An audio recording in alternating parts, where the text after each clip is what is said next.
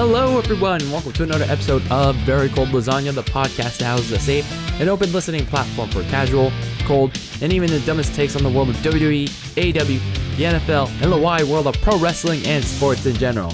I'm your host, DylanLasagna. Welcome to today's episode number 63 of this freezing cold podcast that houses the Very Cold Lasagna that is also spicy as hell. So today, we got a good show for you all. We're going to be talking about my San Francisco 49ers and their Week 10 game against the LA Rams that, well, a lot of people didn't expect to happen in the way that it did. We're going to be going over the game, my winners and losers of that game for the 49ers, and my takeaways from that Week 10 game against the Rams.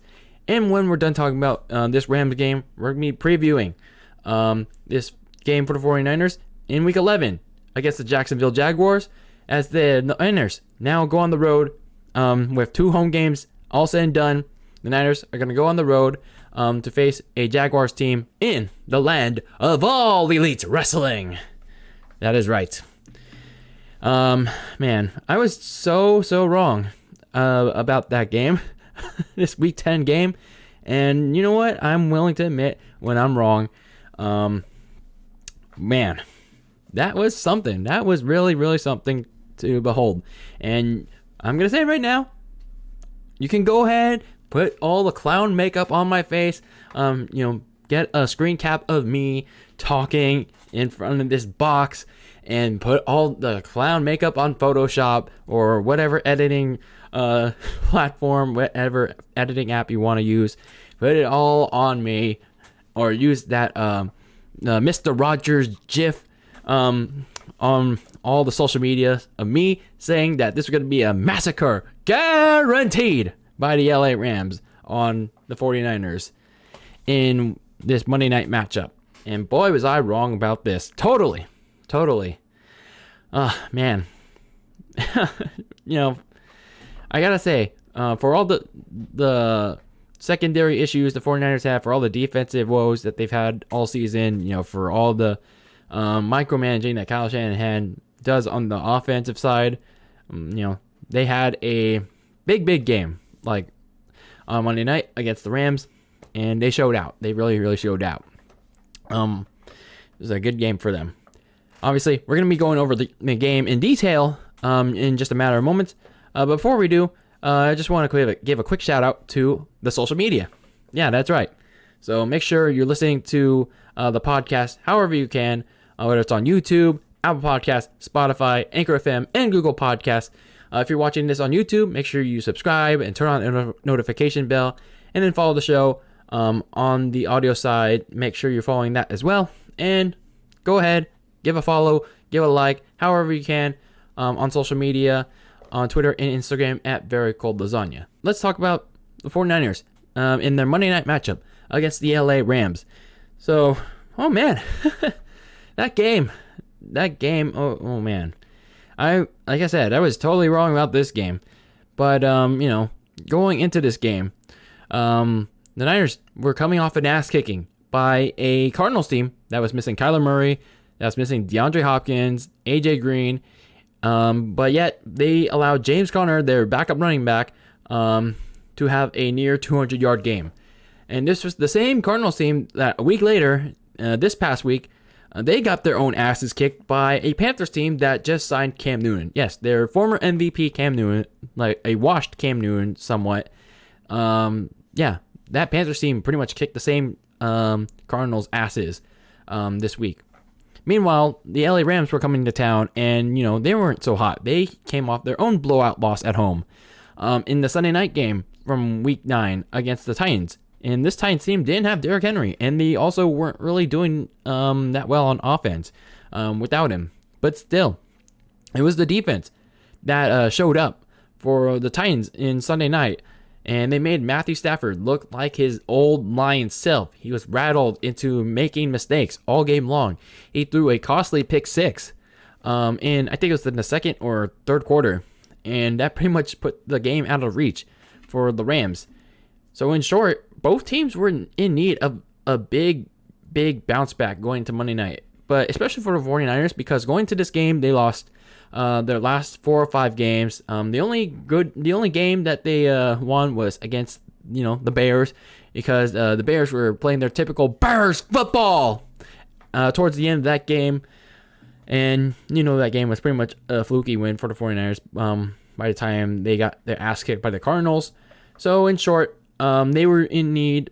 Both of them were in need of a big bounce back going to Monday night. But as we know, with this Rams team, they were pretty talented. They were pretty talented up front, with Matthew Stafford having a receiving core of Cooper Kupp. He's one of the top receivers in the NFL, and then they just recently added Odell Beckham Jr., who was released by the Browns after the Browns couldn't trade him at the deadline.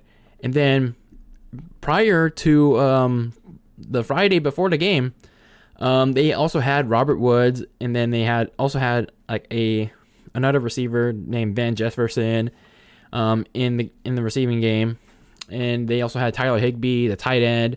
So they were pretty stacked on offense. And then on the defensive side, while the secondary was kind of suspect behind Jalen Ramsey, you still had some quality talent on the defensive line with Aaron Donald, and they also added Von Miller, the linebacker, the former Super Bowl MVP for the Denver Broncos, to what was pretty much a Rams team that really wanted to go all out to win the Super Bowl. But the Rams team, this team took a kind of like a huge blow the Friday before this game, because they lost Robert Woods for the season to a torn ACL during practice. The reports were saying that he was practicing, he hurt his knee, and then he was able to practice despite the knee injury, and then it turned out to be a torn ACL. So it was a really big blow to this Rams offense. And you knew right then and there they had to start OBJ right away, despite him coming to town literally the weekend before the game, and he only had two practices in to learn the offense, and this was going to be an interesting game. And I still thought that it was going to be a massacre. Yeah, this was literally what I said. This is going to be very, very long and painful and downright ugly for the red and gold. Are you ready for a Monday night? Are you ready? Dun dun dun dun, dun. Like SmackDown. Are you ready for a massacre? Dun dun dun dun. Are you ready? Dun dun dun dun dun dun. Are you ready for the Rams to whoop on that candy red and gold ass? Thankfully, I have work during this Niners game on Monday, so I don't get home till at least the second half. So if the Niners are getting their ass whooped, I'm probably certain that I didn't miss much. But like I said, anything can happen in the NFL. I mean, we've seen crazier things in Week 9 already, and we've already certainly seen a crazy result with the Dolphins pretty much shutting down Lamar Jackson on Thursday night. So again, anything can happen, but I'm not getting my hopes up with this game. This group is very talented, and it's clear that they're going all in to host that Super Bowl in their home stadium in LA, that fancy SoFi. Matthew Stafford's a very good quarterback, and he's very much I guess he was kind of that missing piece that the Rams needed on offense that Jared Goff just wasn't providing. Again, like we saw on Sunday night, there's just some emotional attachment in Matthew Stafford that he brought over from the Lions. So I guess that's something to expose for the 49ers, I guess. But this offense, nonetheless, has really helped Cooper Kupp. He's starting to he was already a good wide receiver, but he's become a really good wide receiver. He's really separated himself from the defense. He runs his routes really well, and he can catch the long bomb from Matt Stafford. So he's pretty damn good. And then the supporting cast of Darrell Henderson, Robert Woods, Van Jefferson, and now fucking Odell Beckham Jr. He just signed over there after getting released from the Browns. Like, my goodness. And then the offensive line, aside from Sunday night, has played pretty well. They protected Matt Stafford, fairly well. But that offense is very dangerous. It is so damn dangerous. The defense is also a strong suit for the Rams as well. The secondary, it can still use a little tightening up outside of Jalen Ramsey. But that front seven, it is like tough as shit. Is like they got a strong run defense, and then they can get to the quarterback pretty well. Aaron Donald's having another good year, and then they just added Von Miller of from the Denver Broncos. So they got a Super Bowl MVP to come, and they got via a trade. So clearly they're going all in. So all in all, both sides have been doing their roles pretty well, and has led to a balanced attack for the LA Rams. The Niners are probably not going to win in what will probably be a massacre by the Rams. A very pissed off Rams team on Monday night. And once they lose this game, like I mentioned time and time again, it's time to start the rookies in Jacksonville. It's time to start Trey Lance and all those guys in Jacksonville. And it's rookies all the way for the rest of the season. So yeah, that was literally what I said. Beckham or no Beckham, I thought this was going to be a Monday night massacre for the LA Rams. And this was even if for the 49ers, they at least got some good news with Jimmy Ward returning to the game, for the 49ers active. I think it was for the first time in a couple weeks. And then they also got Jeff Wilson Jr. Back in the game. Like he was going to actually be active for this game. So while the 49ers, they were going to have like a couple of key pieces back in this game, I still thought, they were going to get their ass kicked on Monday night against a talented Rams team looking to be, at least on paper, pissed off from that Titans game on Sunday night. But we're going to go straight into this game because certainly some things didn't happen that way. So the Rams got the ball to start the first quarter, to start this game off. And, Matt Stafford and Odell Beckham Jr. got clicking, at least on the surface right away. And then literally 3 plays later, Stafford threw it deep to Beckham downfield. But guess who was there right away? Jimmy Ward. Jimmy Ward got there, intercepted the ball, and I don't know why Matthew Stafford threw this deep ball. I mean, the Niners could have gave away a touchdown, but the problem was Odell Beckham was nowhere near the ball, and the Rams pretty much gave away a free INT. And I mean, good for the Niners, but goddamn, where the fuck was Matthew Stafford trying to throw that ball to? I mean, there was no pressure up front. The Rams offensive line protected him well. It was just a very, very poor decision by the Rams. Holy shit. What was he doing? So the Niners kicked off their offense by establishing the run game early and often with Deebo Samuel and Jeff Wilson Jr. They wouldn't see Elijah Mitchell yet. And Jimmy G, connected with George Kittle in the middle. And Jimmy G in this game, he had a little mix of, the usual check down throws, but he also got somewhat aggressive with some good mid-range throws in between. So this was a good game for Jimmy G. Carefree football, not carefree, but also mistake-free football. So the offense marched down the field, and Jimmy G found George Kittle high in the air. I mean, a good high in the air, at least not kneecapping in the air. So high in the air, George Kittle caught it, touchdown, early lead, 7-0. So good. This is good stuff. Early on, because the Niners actually managed to take a lot of time off the clock in their very first possession. Really, I think they had the ball for almost a good 10 to 11 minutes in this game. And once the Rams got it back, literally, they only had 2 minutes left on the clock in the first quarter. And then when the Rams got the ball, the Niners defense made a big play. Towards the end of the quarter.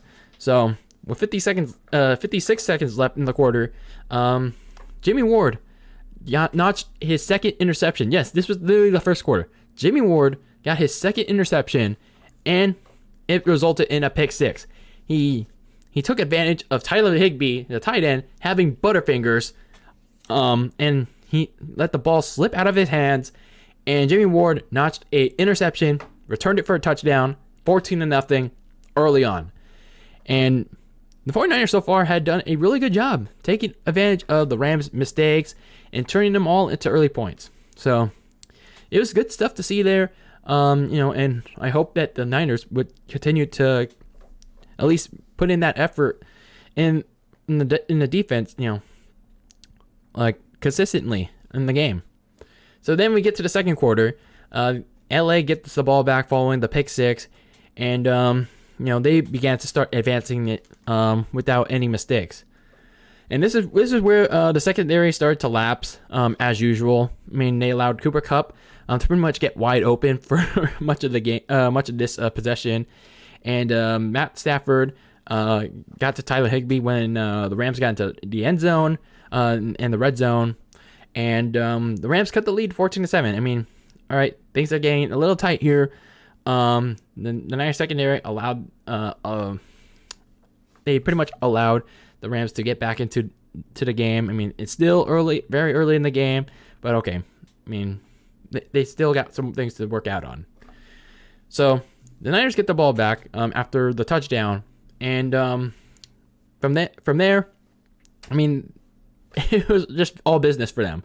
They were back to slicing the Rams defense. And surprisingly, this Rams defense was pretty much awful. They were pretty much awful in this game. The Niners made them look pretty pedestrian.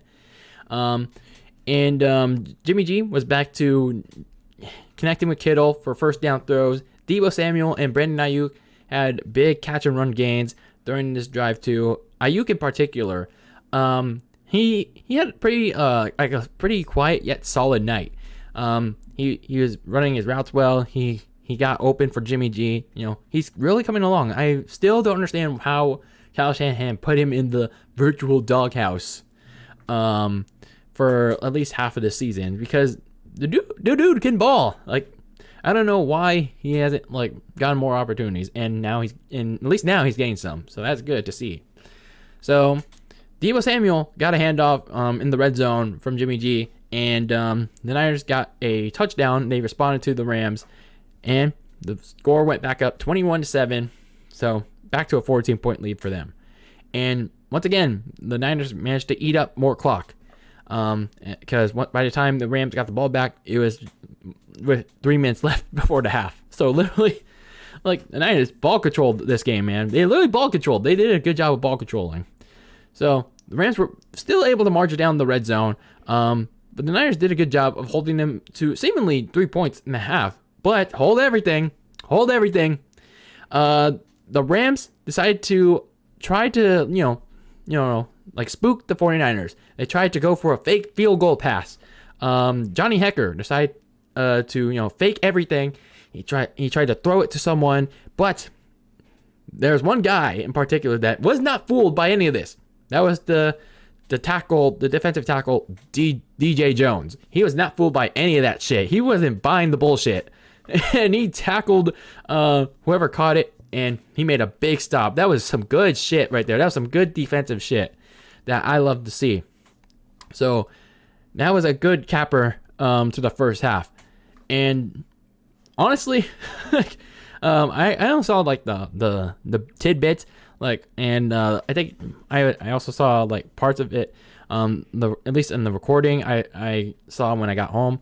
So when I saw this box score, when I got out of work, I was like, well, holy shit. how did this happen? Apparently this was how. Literally the Rams were making a lot of mistakes.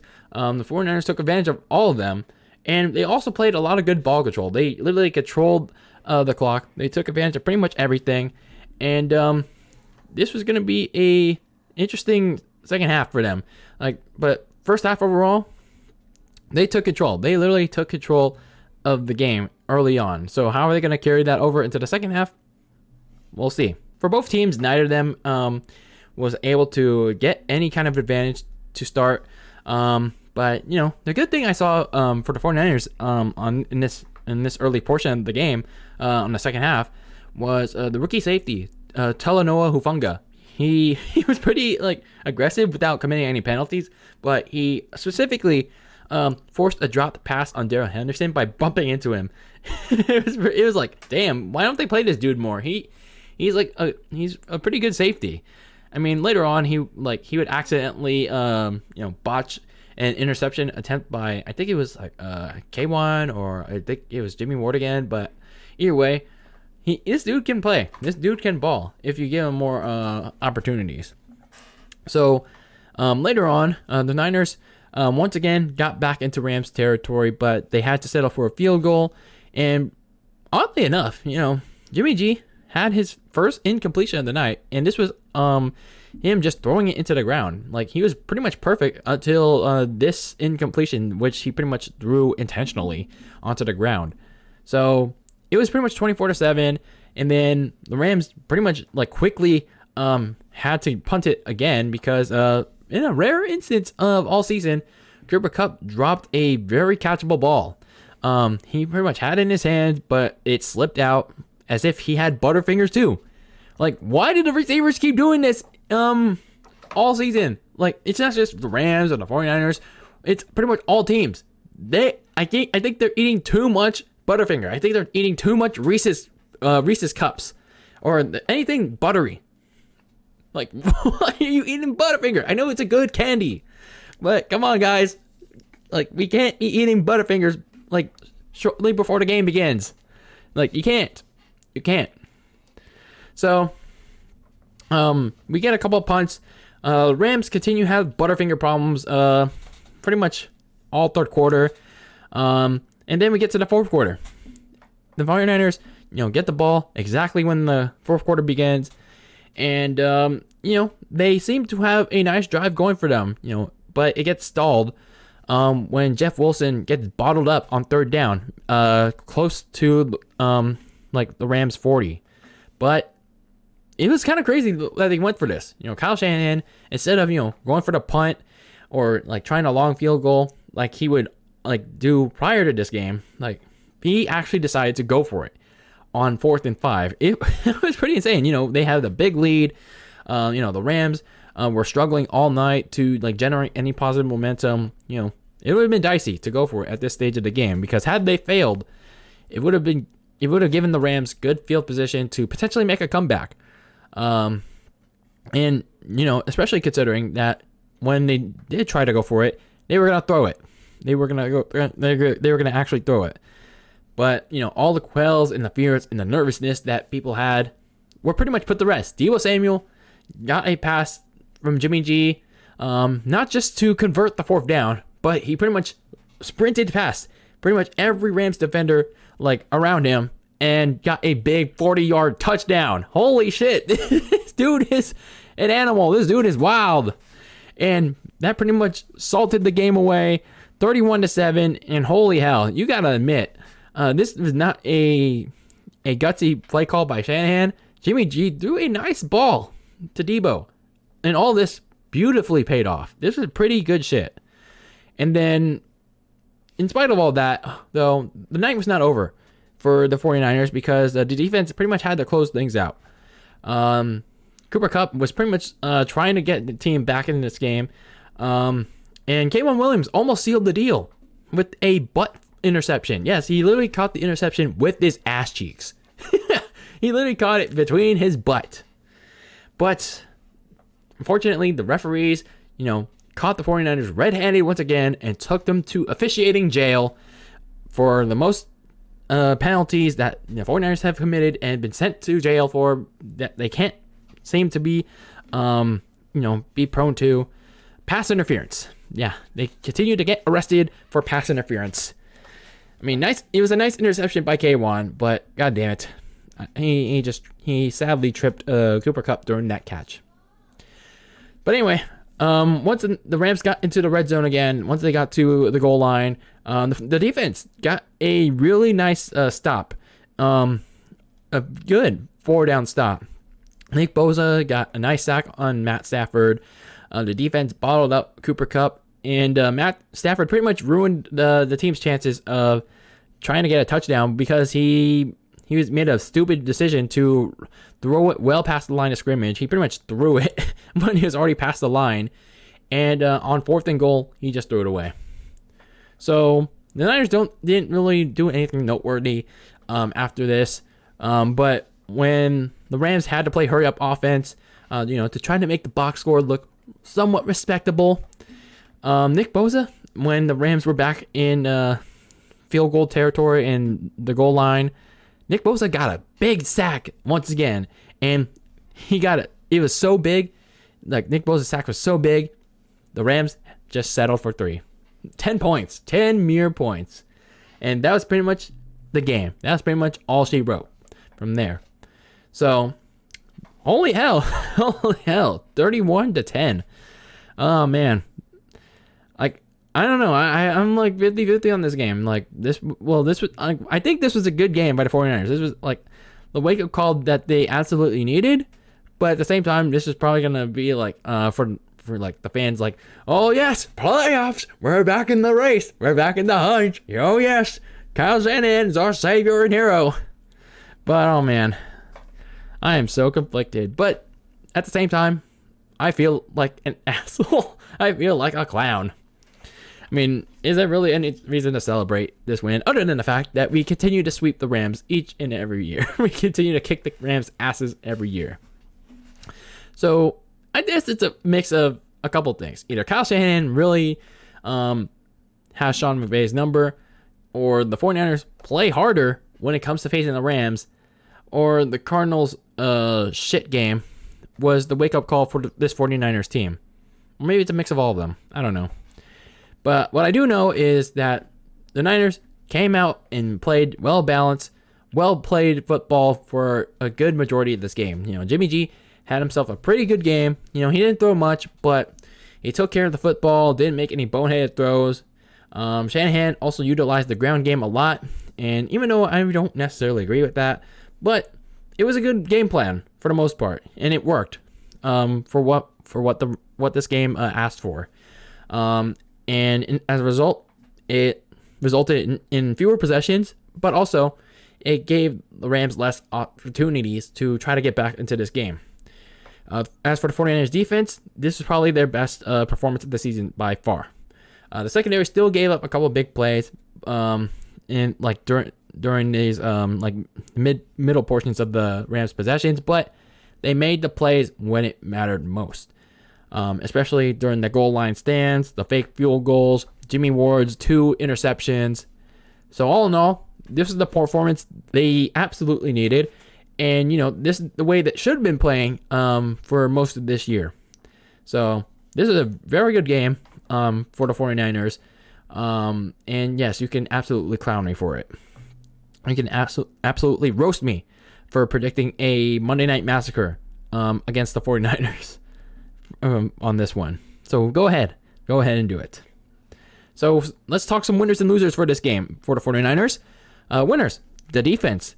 I guess D'Amico Ryans, the defensive coordinator, heard me last week that, if the Niners wanted to beat the Rams, the so-called impossible upset, that's no longer impossible. I guess he heard my cries last week that he needs to have a good-ass game plan for his shitty secondary to shut down this Rams offense. They certainly did that on Monday. Jamie Ward came back with a bang. 2 interceptions, 1 for a pick 6. And the secondary, they still give up some chunk plays. They stopped the Rams when it mattered most. And then Nick Bosa also got 2 critical sacks on the Rams' goal line stints. So this was a pretty good defensive effort to put the Rams out of sorts and, out of reach. And Deebo Samuel, this dude continues to rise as one of the top receivers in the NFL. And Monday was no different. He continues to slice and dice past defenders. And, Jimmy G still throws short to mid-range throws. But, Deebo turns it into big chunk plays that defenders have a hard time stopping. And, this was good shit. This was really good shit from Deebo Samuel. And this dude's going to be special, especially when it's time for Trey Lance to start probably next season. And at least for this week again, Kyle Shanahan, I got to give him a little bit of credit because of the way he game planned against the Rams. He controlled the clock pretty well with the running and passing attack that was pretty well balanced. It may not necessarily work against other teams, even against the lower quality competition they're going to be facing the rest of the way.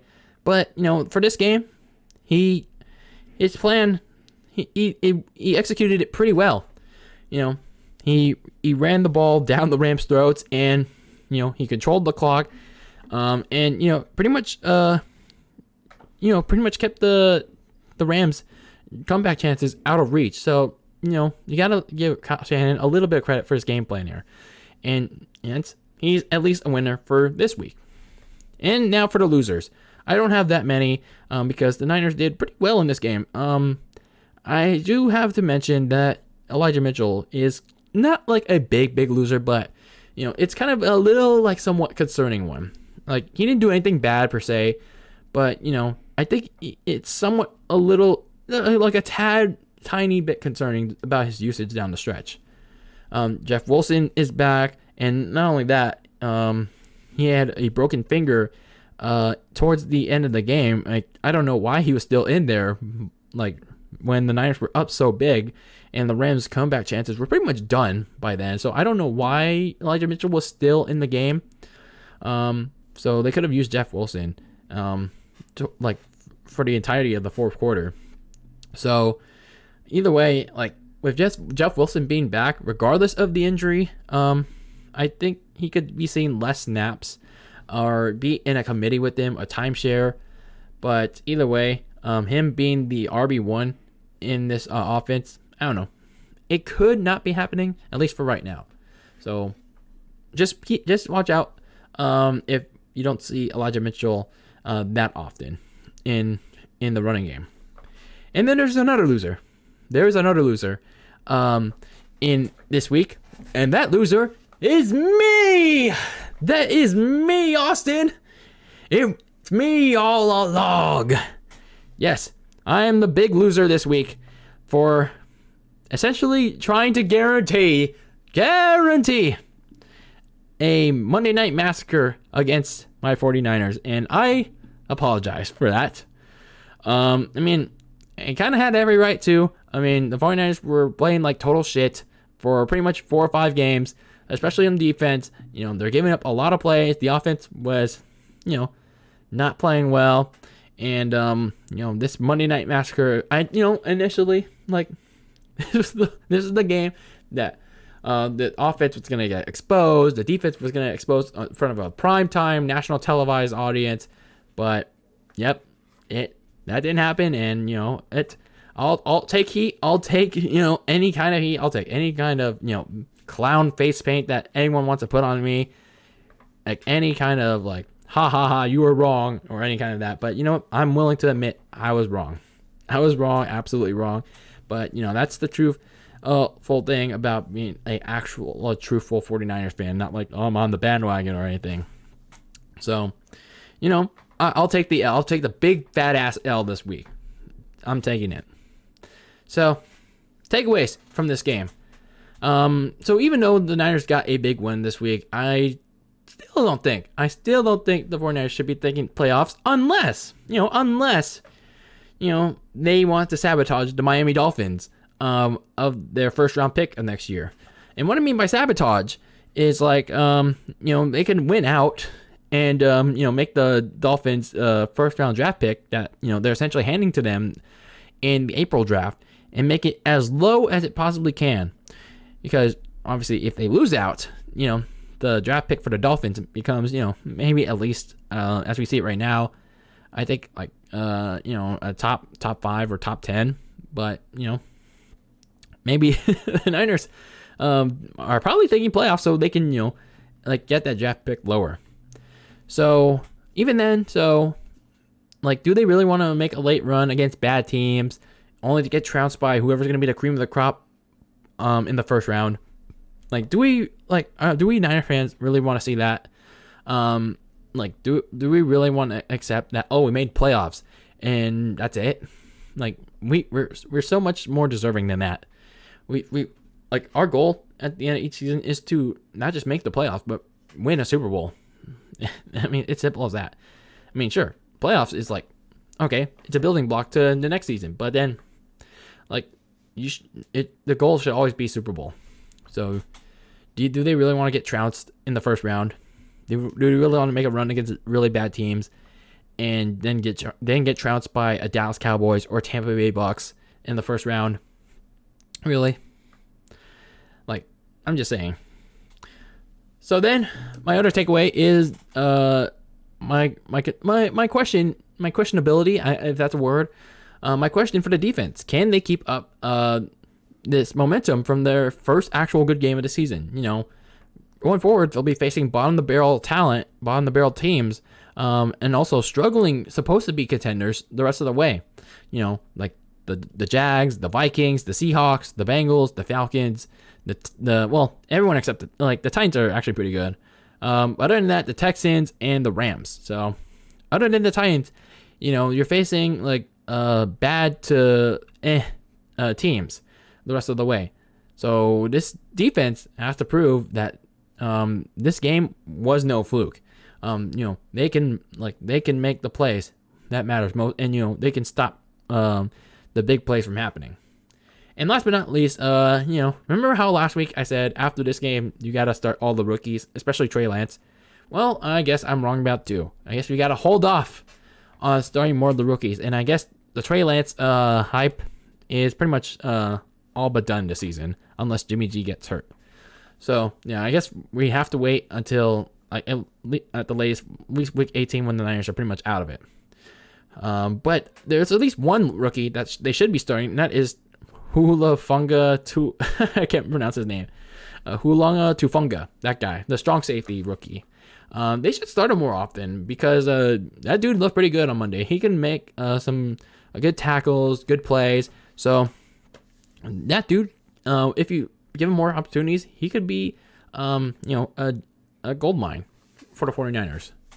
So those are my takeaways. That was my recap of the LA Rams and 49ers game from Monday night. You know, a blowout game that I didn't even expect, and I'm probably gonna get clowned for the next week or so, and probably even more. But yeah, let me know how you felt, you Niner fans, about this game, and probably my bad shit about it. So now let's move on. Let's talk about the 49ers next game in week 11. They have a short turnaround against the Jacksonville Jaguars. The 49ers are traveling across the nation to travel to the land of All Elite Wrestling to take on the Jaguars, the All Elite Jaguars. Yeah, they're going to TIAA Bank Field to take on the Jaguars, who have the sexy ass pool. So for the Jags, you know, they're pretty much what everyone has imagined at this point of the season. You know, they are 2-7. This is a team that has not only just sucked, but you know, this is a team that hasn't provided their first overall pick, Trevor Lawrence, much help. You know, their offensive line sucks. They don't have a receiving game. Marvin Jones, their receiver, has pretty much dipped in the last couple of games. You know, their only good talent is their running back James Robinson and their tight end Dan Arnold. But other than that, Trevor Lawrence, the first overall pick from this year's draft, he doesn't have much help around him. And like I said, the offensive line is pretty bad for the Jaguars. And meanwhile, Urban Meyer, like, you gotta wonder if he's really the guy. If he, like, sure, like, he knows Trevor Lawrence well, especially when he's coached up against him in college. But you gotta wonder if he's really the guy to be leading this Jaguars team in this rebuild. Now, defensively, aside from the linebacker Josh Allen, not the quarterback, we already have that, you know, pseudo Josh Allen game. You know, the Allenception week in week 9. The Jaguars, the Jaguars continue to surrender a shit ton of points to the opposition early and often. And their offense is just not able to play catch up due to the points I mentioned. their most recent loss to Indianapolis shouldn't be seen as the Jaguars trying to make things respectable, because they tried to make things close. They literally almost came back in this game. But let's face it, the Colts were pretty much sleeping on the wheel for much of this game, because Carson Wentz couldn't move the ball for like literally almost all of the game after the first quarter. And speaking of everything that happened post first quarter, Frank Reich, the Colts head coach, he coached conservatively after the first quarter. He let Jonathan Taylor pretty much like run the ball down the Jags' throat, and eventually the Jags caught on to that. And even when the Jags did try to come back late in the game, Trevor Lawrence got strip sacked. And some people will say that Trevor Lawrence didn't see like the defender trying to strip sack him, or some people will amount to like him not taking care of the football, but it was more so of the offensive line failing to protect him, not giving him enough time to throw that thing. So the Jags lost that game, and all in all, there's a reason why the Jags are 2-7. Like, there's no help around Trevor Lawrence. Trevor Lawrence, yeah, sure, he makes some rookie mistakes here and like pretty much often, but how can Trevor Lawrence be the guy in Jacksonville? How can he prove his worth when he has no help around him? Now for the 49ers, they still have plenty to prove, despite their big win against the rival LA Rams. Even this, yeah, they won that big Monday nighter, but they have to prove that this game against the Rams was no fluke. This was no outlier, because like I said, prior to that game against the Rams on Monday night, they've lost 4 of 5, and 3 of those losses were embarrassments at home to the Seahawks, the Colts, and the Cardinals. And those embarrassments were a result of bad, unmotivated play on both sides of the ball, and questionable coaching during those losses.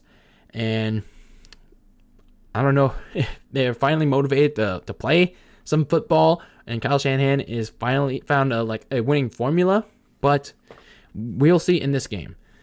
So they have to prove that their performance all around can carry over, not just in this game against the Jaguars, but the rest of the way. They have one of the easiest remaining schedules in the NFL, at least on paper, because they're playing some teams like the Jags, the Vikings, the Seahawks, in Seattle, mind you, the Bengals, the Falcons, and the Texans, and the Rams. The Titans are the only strong team that the Niners are facing. The Rams, we don't know how they'll be towards the end. But other than that, these are winnable games for the 49ers.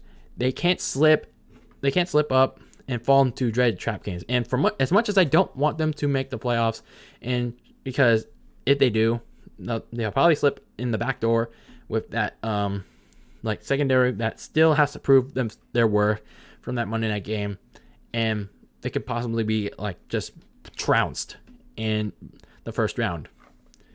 So to close things out, some keys to victory for this Jaguars team.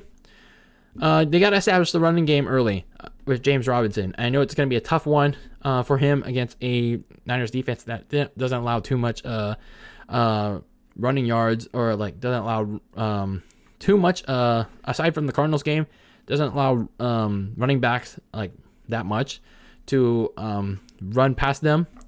James Robinson's got to get going early and often for them, because, well, he's one of the only 2 players for the Jaguars to be productive.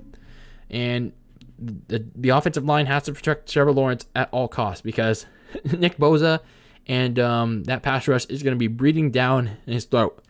So that offensive line, or that lack thereof, has to protect him. And no matter what, if he's running out of the pocket or staying in the pocket, I don't think Trevor Lawrence is gonna be able to contain himself. So for the offensive line, they have to protect him, and they gotta get Dan Arnold and Marvin Jones early and often involved.